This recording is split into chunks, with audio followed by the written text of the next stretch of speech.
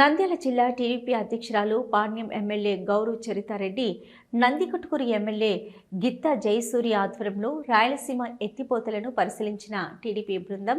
ఈ సందర్భంగా వారు మాట్లాడుతూ, ఎలాంటి అనుమతులు తీసుకోకుండా వైసీపీ ప్రభుత్వం పనులను చేపట్టినందువల్లనే ఈ రాయలసీమ పథకాన్ని తెలంగాణ ప్రభుత్వం అడ్డుకుంది.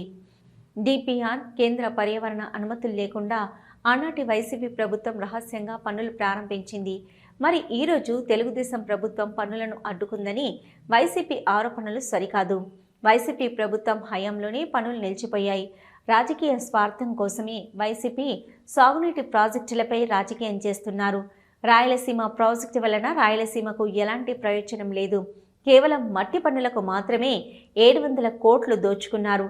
రాయలసీమకు జీవనాడి ముచ్చుమర్రి ఎత్తిపోతల పథకం. 812 అడుగుల నుంచి ముచ్చుమర్రి ఎత్తిపోతల ద్వారా రాయలసీమకు సాగునీరు అందిస్తున్నాం.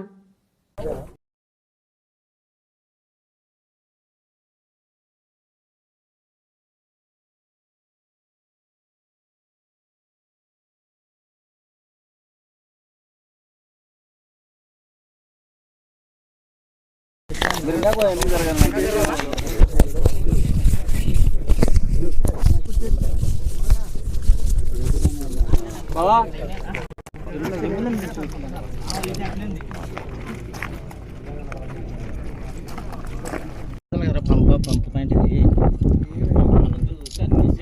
నేను లోపలికి ఆడుకోతాం మళ్ళా.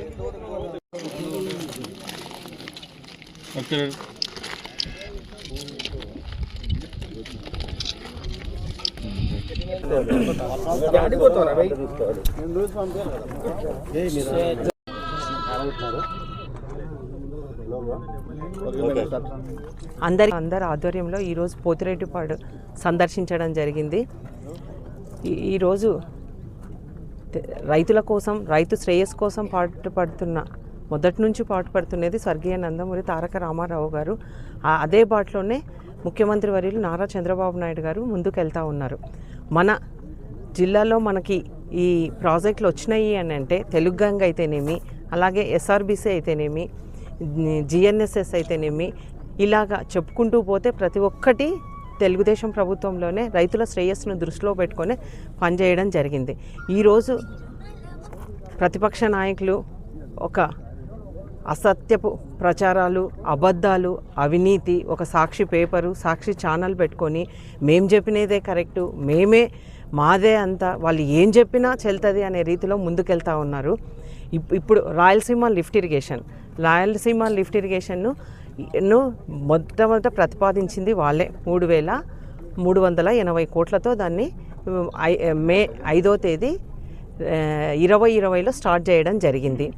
దానికి ఎలాంటి డిపిఆర్ లేదు, అలాగే ఎలాంటి కేంద్ర జనవనరుల శాఖ నుంచి అనుమతులు లేవు, పర్యావరణ అనుమతులు లేవు, అడవుల అనుమతులు లేవు. అలాగే మనకు ఏదైతే కృష్ణా రివర్ బోర్డు దాని అనుమతులు లేకుండా, అఫెక్స్ కమిటీ అనుమతులు లేకుండా ఇష్టానుసారంగా మొదలు పెట్టడం జరిగింది. సంతోషం. కానీ దీనికి ఒకటే అప్పుడున్న కేంద్ర జనవనరుల శాఖ అది ఎలాంటి అనుమతులు లేకుండా దీన్ని మీరు స్టార్ట్ చేసినారు కాబట్టి దీన్ని నిలిపివేయండి అని 7/7/2021 నాడు వాళ్లకు నోటీసులు రావడం జరిగింది. అప్పటికే ఈ వైసీపీ నాయకుల పని ఏమయ్యా అంటే జేబులు నింపుకోవడం, ఏ ధనార్జన కోసం వాళ్ళు చేసిన పని అంతా ఏదంటే మట్టి పని, ఇక్కడ నుంచి అక్కడ ఎత్తిపోయడం తప్పనిస్తే దానివల్ల 1000 కోట్లు వాళ్ళ జోబుల్లోకి వెళ్ళినాయి. దీనివల్ల ప్రభుత్వం మళ్ళీ దీనికి ఫైన్ వేయడం కూడా జరిగింది. 2,65,00,000 ఫైన్. అది ఎవరి సొమ్ము? అది ప్రజల సొమ్ము, మన సొమ్మే మళ్ళీ ఫైన్గా కట్టడం జరిగింది.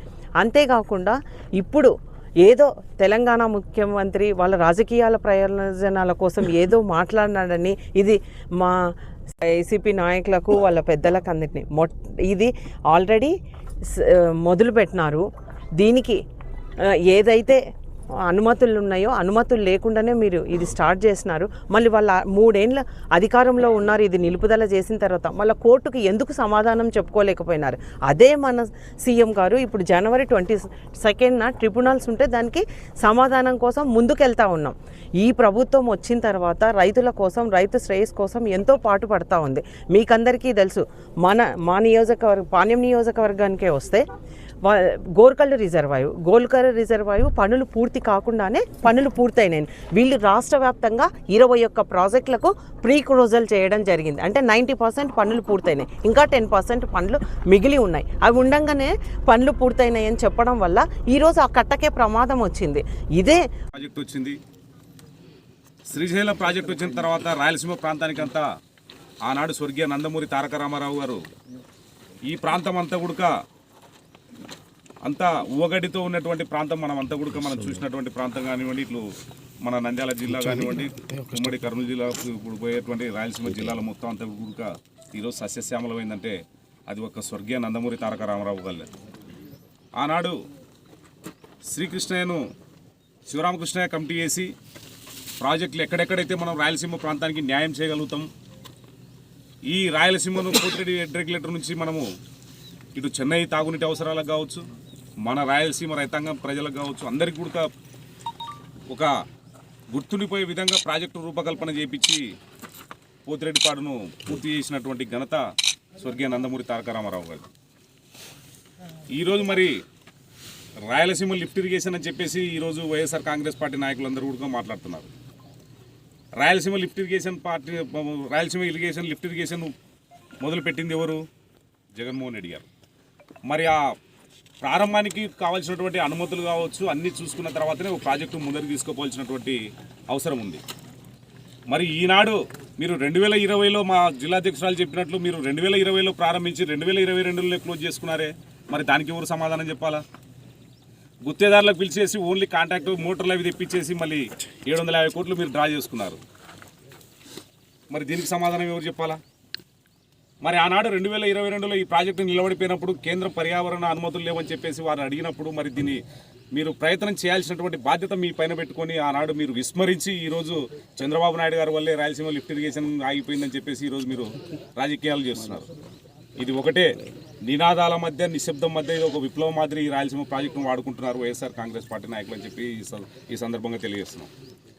మా గౌరవ ముఖ్యమంత్రి శ్రీ నారా చంద్రబాబు నాయుడు గారు ఎన్డీఏ కూటమి ప్రభుత్వం వచ్చిన తర్వాత దాదాపు ఈ రాయలసీమ ప్రాజెక్టుల పైన 12,000 పైకోట్ల చిలుకులు ఖర్చులు పెట్టి నీళ్లు తీసుకెళ్లాల్సినటువంటి బాధ్యత ప్రయత్నము చేస్తున్నటువంటి ఘనత ఒక చంద్రబాబు నాయుడు గారికి. మీరు చూసుకోండి, పోతిరెడ్డిపాటు నుంచి ఎన్సీపీఎల్ కంపెనీ కూడా దాదాపు మన ప్రభుత్వం వచ్చిన తర్వాత 250 కోట్లు ఇచ్చాం. వాళ్ళు గత ప్రభుత్వంలో ₹1 కూడా ఇవ్వలేదు. కుందు వైండింగ్కు దాదాపు మన ప్రభుత్వం వచ్చిన తర్వాత 62 కోట్లు ఇచ్చాం. వాళ్ళు గడిచిన 5 సంవత్సరాల్లో ₹1 కూడా ఇవ్వలేదు. మరి రాయలసీమ ప్రాజెక్టులకు ఆయన అధికారంలో ఉన్నప్పుడు 2019 నుంచి 24 వరకు ఏ ప్రాజెక్టుకు ఎంతెంత డబ్బులు ఇచ్చారు? మన నంద్యాల పట్టణంలో అత్యంత నమ్మకమైన dental hospital K M Reddy dental care and implant centre. పంటి నొప్పి లేదా రంగుమారిన పండ్లతో బాధపడుతున్నారా? అయితే సంప్రదించండి. K M Reddy dental care and implant centre, municipal office ఎదురుగా, పద్మావతి నగర్ రోడ్, నంద్యాల.